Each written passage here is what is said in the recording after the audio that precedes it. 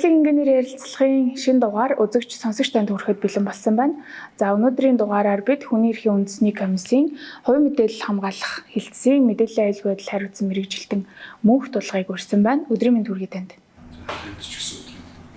За хувийн мэдээлэл хамгаалах тухай хууль 2021 онд батлагдаад 2022 онд мөрдөгдөж эхэлсэн. Тэгэхээр хоёлаа яг энэ хууль мөрдөгдөж эхлэх хэрэгцээ шаардлага тухайн үеийн нөхцөл байдлаас ямар байсан юм бэ гэдэг талаас нь мэдээлэл хүргээд эхлүүлье. Ихэнх улс орн бол харилцааг зохицуулах өөрийн одоо улс орнуудын хууль тогтоомжууд бол нэмэлт өөрчлөлт зарим улс орн шинээр хууль баталж байгаа.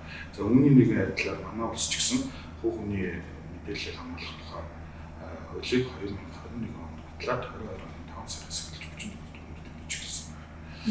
За тэгээд энэ цахим технологийн хурцтай хөгжлийн явцад бол манай төр болон хувийн хөгжлийн байгууллагууд өөрсдийн бүтээгдэхүүн үйлчлэгийг одоо цахим хэлбэрт шилжүүлснээр асар их одоо хүний хувийн мэдээллийг цуглуулах болсон. Энэ явцдаа мэдээллийг одоо алдах за мэдээллийг задруулах, за хариуцлагагүй байдлаас шалтгаалсан мэдээлэлээ устгах зэрэг эрсдэлтэй одоо тэр нөхцөл байдлууд бол түгээмэл ажиглаж байгаа. Мэдээлэл төрийн чалтаад байна, хувийн чалтаад байна гэсэн зүйлүүдийг бол хэлтгэлтэй.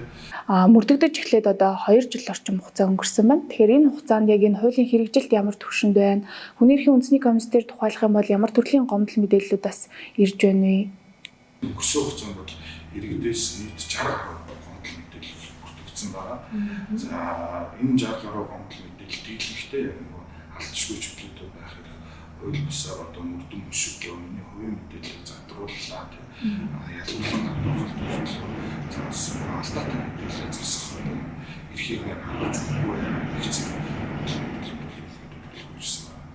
За тэгээд консен гишүүний бол зөвлөмж гаргадаг энэ харилцаанд одоо мэдээлэл цуглуулах боловсруулах ашиглах явцдаа энэ хуулиар хамгаалагдсан хүний эрх хэрэгжүүлэх зөрчсөн тохиолдолд бид нар шаардлага зөвлөмж өгүүлдэг байгаа.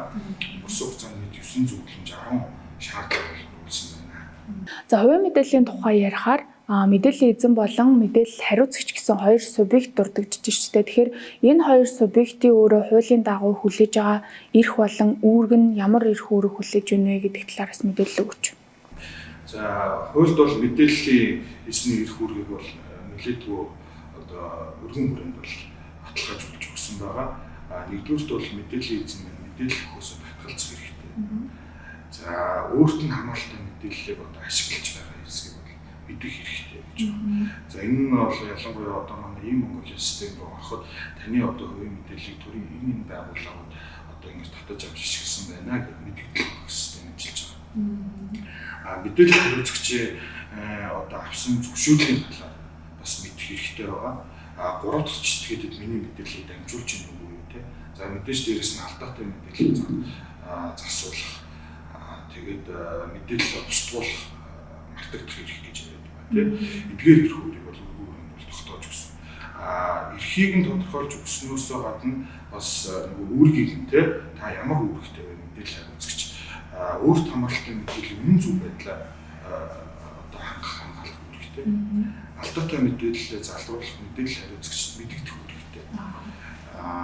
Алдаатай мэдээлэлээ өөрөө залруулаагүй мэдээлэлээ одоо мэдээлэлтэй засвар өөрчлөлт оруулаагүйгээс үүдэн бас хүний хувийн мэдээлэл алдах эрсдэл үүсэж байгаа байхгүй. Яагаад вэ гэвэл одоо мэдээллийн эзэн маань одоо гар утасны дугаараа ингээд солино шүү дээ тийм. Үүрэн телефоны оператор компаниуд нөгөө дугаарыг аваад дараагийн хэрэглэгч нарт зардаг.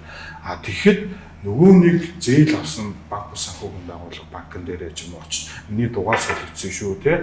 Миний энэ мэдээллүүд солигдлоо гэдгийг өөрөө мэдгдэх үүрэгтэй байна. Гэтэл нөгөө үргээ биелүүлээгүйгээс болоод нөгөө дугаарыг авсан дараагийн хэрэглэгч нарт нөгөө дэлгүүр орол юм уу карт уншуулахад олон та тэдэн төгрөгийг ялаа зарцууллаа. Та эсвэл одоо энэ тогтцоо хугацаанд зээлээ төлнө үү гэж мэдээллүүд ороод ирээд байдаг. Гэтэл та нөгөө хүн маань мэдээллийн эзэн маань одоо өөрийнхөө үргээ биелүүлээгүй нөгөө төгөөр нөгөө хүний мэдээлэл дахиад гадагшаа ингээд алдагдах ийм одоо эрсдэл үүсэж байгаа юм л та.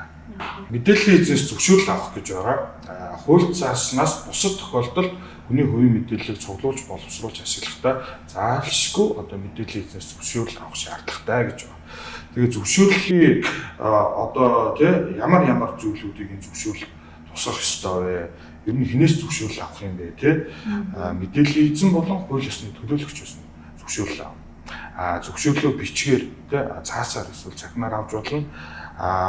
Таньж баталгаажуулах зорилгоор тухайн хүний одоо нөгөө мэдээллийг нь бас авнаа гэж байгаа. За тэгээд мэдээллийн эзэнд ямар одоо зорилго мэдээллүүдийг нь зөвшөөрөл авах үрээ танилцуулах ёстой вэ гэвэл таны мэдээллийг цуглуулж боловсруулж ашиглах үндсэн одоо нөгөө зорилгоо үндэслэлээ танилцуулах ёстой.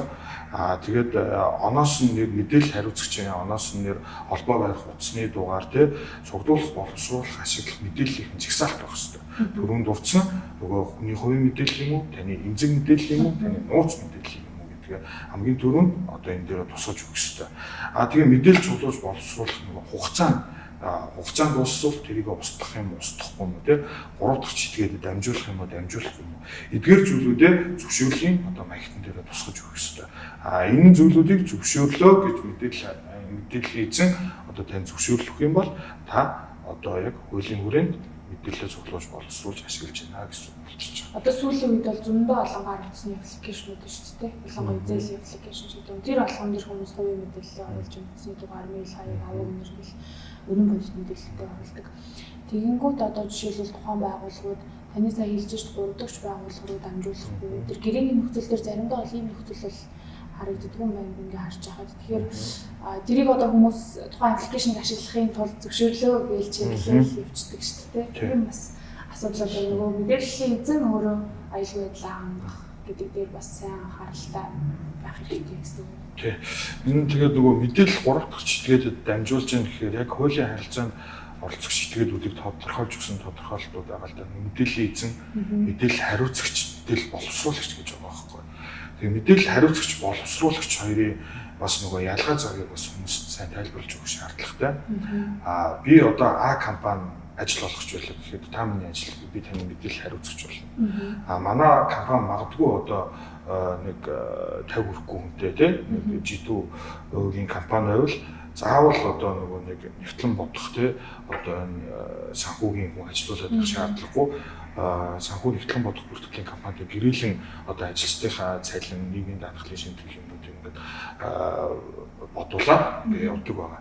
Энэ тохиолдолд нөгөө нэгтлэн бодох бүртгэлийн компани мэдээлэл боловсруулагч болчихж байгаа. Мэдээлэл боловсруулагч нь мэдээлэл хариуцагчтай одоо байгуулсан гэрээний үндсэн дээр мэдээллийг одоо боловсруулж ашиглана гэж заагаад өгсөн байна. Тэгэхээр энэ мэдээлэл хариуцагч боловсруулагч хоёрын хооронд байгуулагдж байгаа гэрээн өөрөө маш тодорхой хүлээх хариуцлага зөвхөн мэдээлэл хариуцагчийн өгсөн үүрэг даалгаврын хүрээнд одоо мэдээлэл боловсруулагч маань мэдээлэлээ боловсруулах ёстой гэсэн ийм зарчим бол үйлчилж байгаа.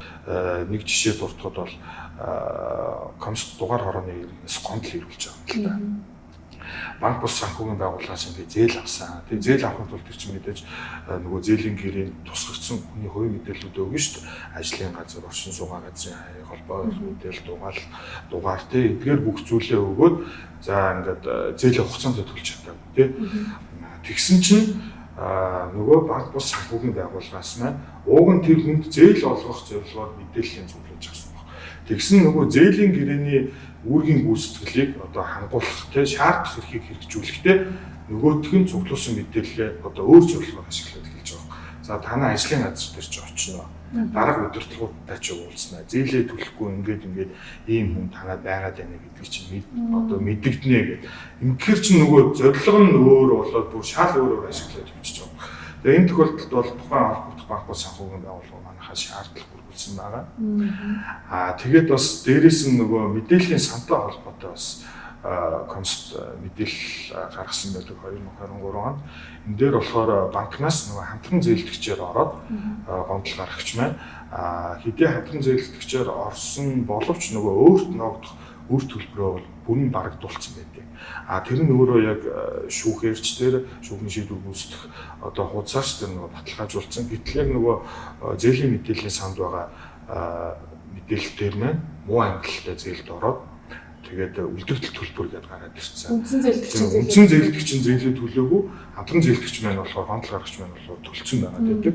Тэгээ энэ дээр одоо бид нэр хуулийн хүрээнд яаж ажиллах вэ? Яаж одоо мэдээллийн эзний эрхийг хамгаалах вэ гэдэг ажиллагаа хийхэд бол ерөөсөө яаж алтаатай мэдээллийг залруулах гэж байгаа. Нэгдүгээр тухайн хүн маань өөрт ногдох үр төлбөрөөр төлсөн гэсэн бол тэр одоо үлдэгдэл төлбөр гэдгийг тэглэх те одоо нөгөө зээлийн мэдээлэл сангаас авч байгаа зээлийн лавлагаанд тэр мэдээлэл одоо мэдээллийг засвар өөрчлөлт оруулах.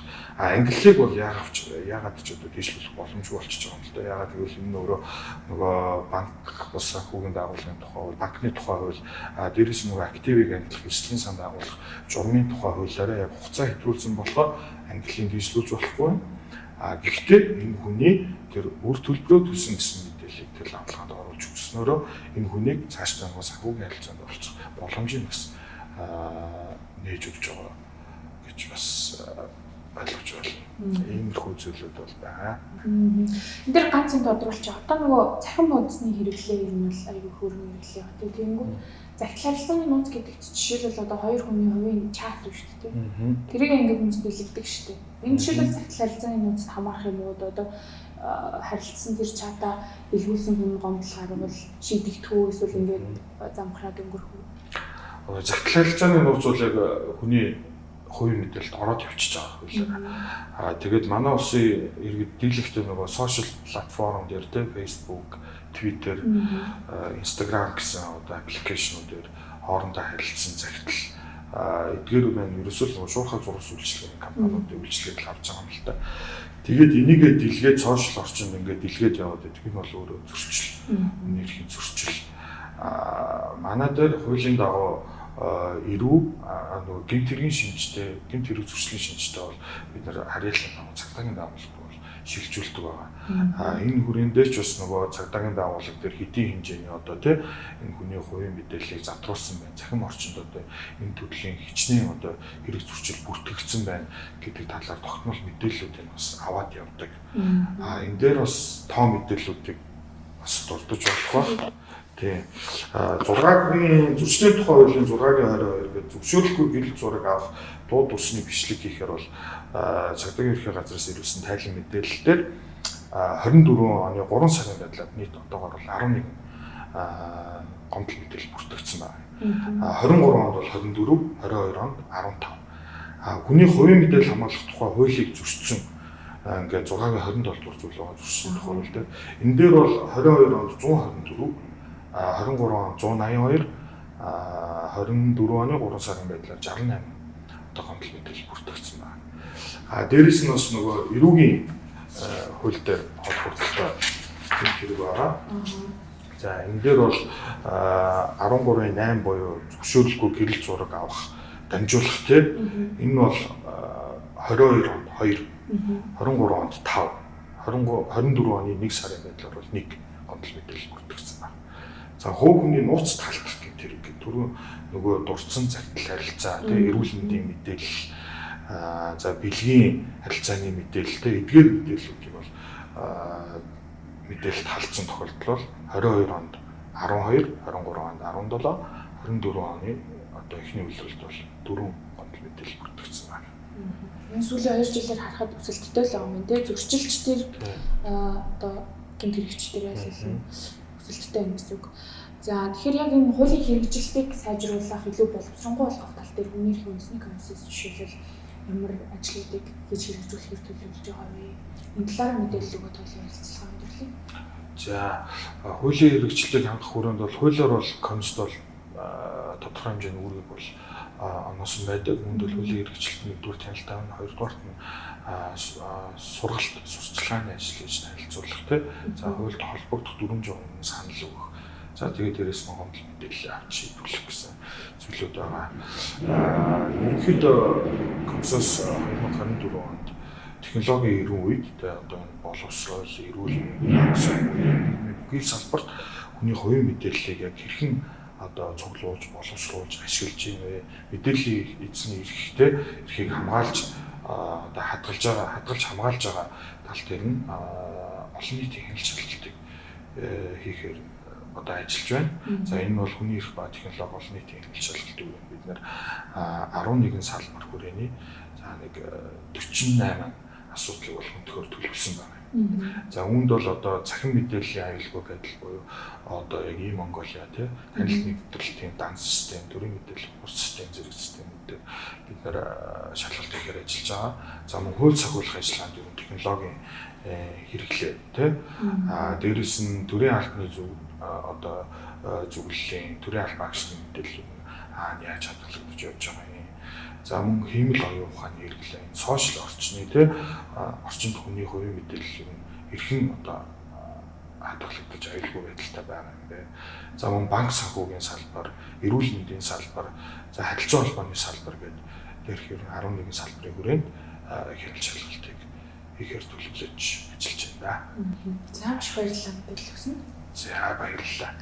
За өнөөдрийн зочноор хүний эрхийн үндэсний комиссийн хүний хувийн мэдээлэл хамгаалах хэлтсийн мэдээллийн аюулгүй байдал хариуцсан мэргэжилтэн мөнх тулга өргөдөө оролцож хүний хувийн мэдээлэл хамгаалах тухай асуудлаар та бүхэнд мэдээлэл хүргэлээ.